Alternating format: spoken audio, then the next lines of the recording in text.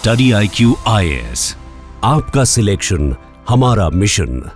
नमस्कार दोस्तों इसमें कोई डाउट नहीं है कि दिल्ली एनसीआर में जो पोल्यूशन का लेवल है वो अपने रिकॉर्ड स्तर पर चला गया है। चाहे आप AQI की बात करिए, जो भी आप आंकड़ा देखोगे वो आपको ऊपर ही की तरफ देखने को मिलेगा। और सरकार भी इसको लेकर कोई ठोस कदम नहीं उठा रही है। जो स्टेप शायद लेने चाहिए, जो स्ट्रिंजेंट एक्शन लेना चाहिए, शायद वो नहीं हो रहा है, जिसकी वजह से पोल्यूशन कम नहीं हो पा रहा है। और हर साल ये समस्या आती है और इसीलिए जरूरी हो जाता है कि हम सरकार को इस चीज़ को बताएं कि देखिए आज के समय में नागरिकों के लिए सबसे इंपॉर्टेंट जो समस्या है वो है पोल्यूशन का मुद्दा। हम इससे कैसे फाइट कर सकते हैं, इसको लेकर प्रोटेस्ट किया जाए, सही जगह प्रोटेस्ट किया जाए, ये सब काफ़ी मायने रखता है। लेकिन क्या है कि कई बार आपने देखा होगा कि प्रोटेस्ट के दौरान कुछ ऐसे लोग आ जाते हैं, ऐसे चीज़ों के बारे में उठाते हैं मुद्दा, जिसकी वजह से जो मेन इशू है वो पीछे रह जाता है।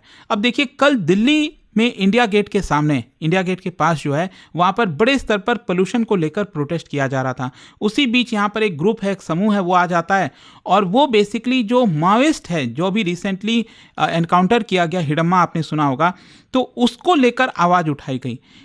साथ ही साथ यहाँ पर पेपर स्प्रे से दिल्ली पुलिस के ऊपर अटैक किया गया, जो कि ऑब्वियस सी बात है सही नहीं है। आप देख सकते हो खबर, Delhi air pollution protest takes a turn, Maoist Madvi Hidma protesters on display. इसको थोड़ा सा हम डिटेल में समझेंगे कि एग्जैक्टली क्या क्या हुआ यहाँ पर, कैसे ये लिंक करता है और आगे पुलिस क्या स्टेप ले सकती है। चलिए शुरुआत करते हैं, लेकिन उससे पहले आप सबको बता दूं कि आप में से जो भी लोग UPSC की तैयारी कर रहे हैं, 2026 की तैयारी कर रहे हैं, तो जो प्रीलिम्स स्पेसिफिक बैच है वो आप ले सकते हो, या फिर यहाँ पर जो हमारा लॉन्ग टर्म बैच है 2027 के लिए, जिसमें प्रीलिम्स मेंस इंटरव्यू सब कुछ की तैयारी कराई जाएगी। यहाँ पर प्राइस क्लास भी हो रखा है। एक्स्ट्रा डिस्काउंट के लिए आप यूज़ करिए कोड अंकित लाइव, मैक्सिमम डिस्काउंट मिलेगा, लिंक कमेंट सेक्शन में दिया हुआ है। और अगर आपको कोई डाउट है, फ़ोन नंबर है यहाँ पर, आप कॉल कर सकते हैं, मेरी टीम आपको अच्छे से गाइड कर देगी।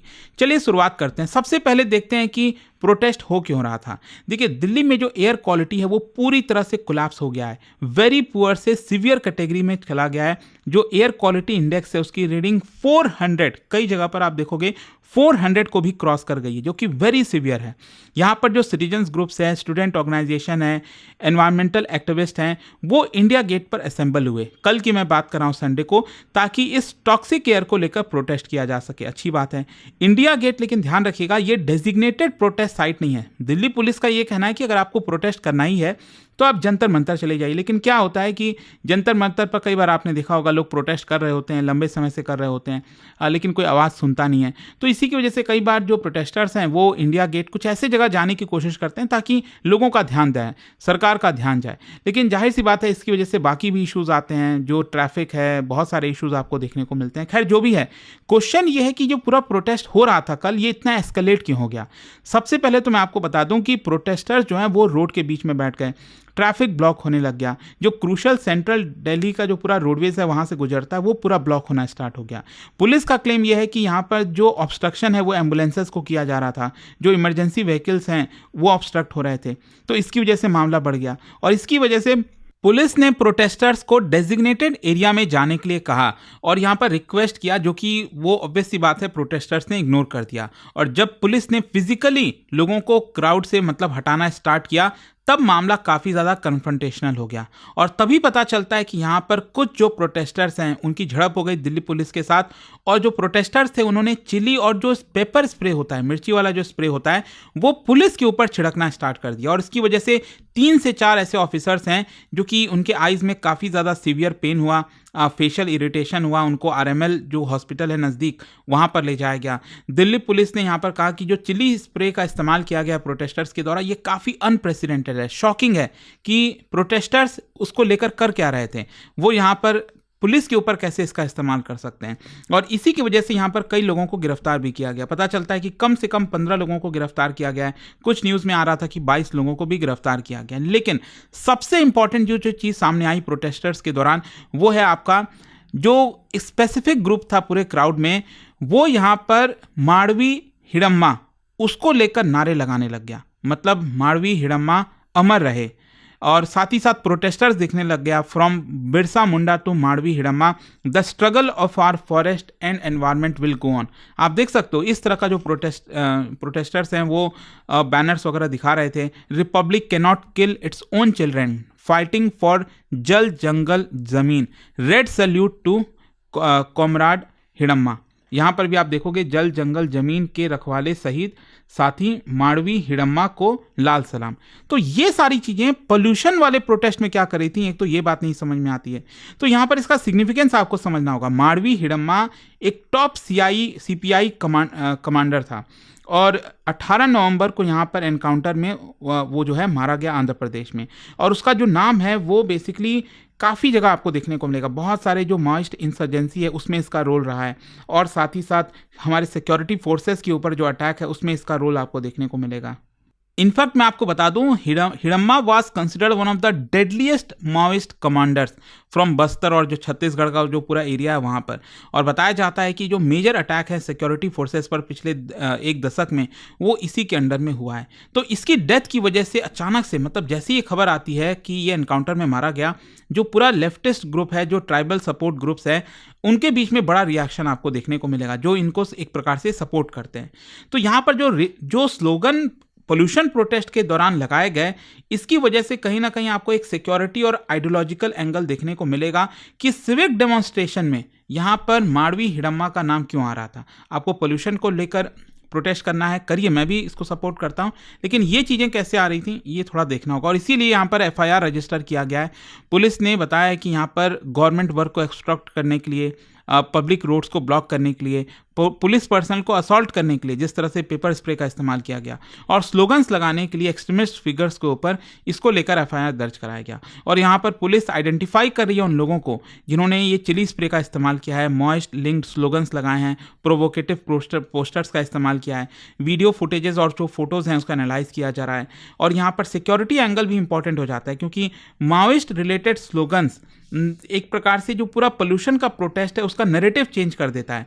यहाँ पर एक्सट्रीमिस्ट इन्फिल्ट्रेशन ये आपको इस प्रोटेस्ट के दौरान देखने को मिल रहा होगा क्योंकि इस तरह की चीज़ें शायद नहीं होनी चाहिए। और इसीलिए क्वेश्चन यही आता है कि ये सिचुएशन इतना कंट्रोवर्शियल क्यों हुआ। सबसे पहला तो यही है कि एक लेजिटिमेट जो सिविक प्रोटेस्ट है उसमें टॉक्सिक एयर को लेकर सवाल उठने चाहिए, सरकार से सवाल पूछने चाहिए, लेकिन रेडिकल मैसेजिंग की वजह से ये सारी चीज़ें पीछे हट गई और ये मामला सामने आ गया। फिर दूसरा, चिली स्प्रे का इस्तेमाल करना, ये बहुत ही मतलब रेयर और एक्सट्रीमली एक्सकेलेटेड सिचुएशन हो जाती है। ये आप इमरजेंसी, मतलब बोला जाता है कि महिलाओं को, स्पेशली दिल्ली जैसी जगह में जहाँ पर सिक्योरिटी को लेकर काफ़ी कंसर्न उठता है, तो काफ़ी सारी महिलाएं रखती हैं जो पेपर स्प्रे है, लेकिन वो आप एक ऐसे, मतलब जो असामाजिक तत्व हैं, जो ऐसे लोग गलत काम कर रहे हैं, उनके ऊपर इस्तेमाल करोगे, आप पुलिस के ऊपर थोड़ी इस्तेमाल कर सकते हो। तो इसकी वजह से मामला एस्केलेट हो जाता है। अगेन अनऑथराइज्ड प्रोटेस्ट साइट है, इसमें भी ध्यान रखिएगा, इंडिया गेट वहाँ पर प्रोटेस्ट करना अलाउड नहीं है, high security high visibility zone है। तो यहाँ पर पुलिस बार बार यही कहती है कि आपको जाना है, प्रोटेस्ट करना है तो जंतर मंतर पर जाइए, वो एक डेजिग्नेटेड साइट हमने बना रखा है। और साथ ही साथ law and order security issues भी सामने आता है, मतलब road blockage, physical confrontation, extremist linked slogans. तो ये दिखाता है कि it was more than just a environmental protest. अब क्वेश्चन यही है कि अब यहाँ से क्या चीज़ें हो सकती हैं। देखो, बहुत सारी चीज़ें चेंज होंगी। एक तो पब्लिक प्रोटेस्ट, दिल्ली पुलिस यहाँ पर इंडिया गेट पर सिक्योरिटी और टाइट करेगी ताकि वापस से इस तरह का प्रोटेस्ट इंडिया गेट पर ना हो सके। यहाँ पर जो प्रोटेस्ट ग्रुप्स हैं, परमिट्स हैं, उनको ज़्यादा स्क्रूटनी की जाएगी, कौन लोग कर रहे हैं, क्या हो रहा है। और जो ऑर्गेनाइजर्स हैं, एनवायरमेंटल ग्रुप्स हैं, उनके लिए थोड़ा सा एक सेटबैक है क्योंकि वो जो जेन्युइन एनवायरमेंटल ग्रुप्स हैं जो चाहते हैं कि पोल्यूशन ना रहे, हवा साफ मिले लोगों को, जो सही मुद्दों को उठाते हैं, उनके लिए एक रेपुटेशनल चैलेंजेस हैं। क्योंकि इस तरह की जब चीज़ें होती है ना, वही मैं कह रहा हूँ, जो सही कॉज है वो भी पीछे हट जाता है, जो सही लोग हैं उनके ऊपर इम्पैक्ट होता है इस तरह की चीज़ों की वजह से, जो अगेन नहीं होना चाहिए। पब्लिक डिस्कोर्स की बात करें तो जो रियल इशू है, Delhi's dangerous air pollution, it is being overshadowed by law and order narrative.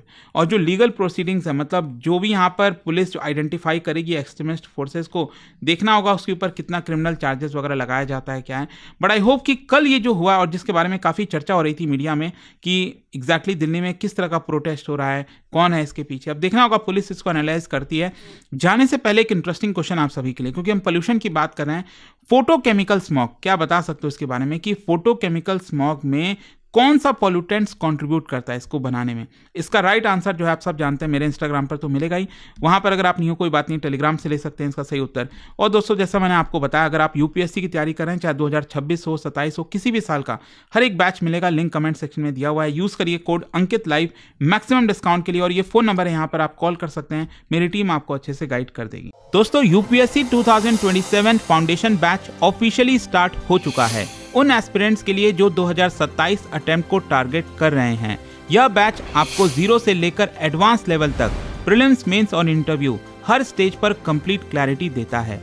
इस बैच में आपको मिलता है टॉप फैकल्टीज का full guidance, 1-on-1 personal mentorship, complete test series और साथ ही प्रीलिम्स क्लियर करने पर full fee refund. Monthly toppers को मिलता है 11,000 रुपीज का कैश रिवॉर्ड। अब बात करते हैं प्राइस की। UPSC 2027 long term foundation batch सिर्फ 18,999 से अवेलेबल है। सीट्स लिमिटेड हैं, तो स्टडी IQ ऐप खोलो, सर्च करो यूपीएससी 2027 बैच और कोड यूज करो अंकित live, ANKITLIVE।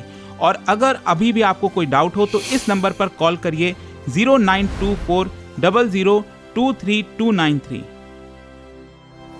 Study IQ IAS, आपका सिलेक्शन हमारा मिशन।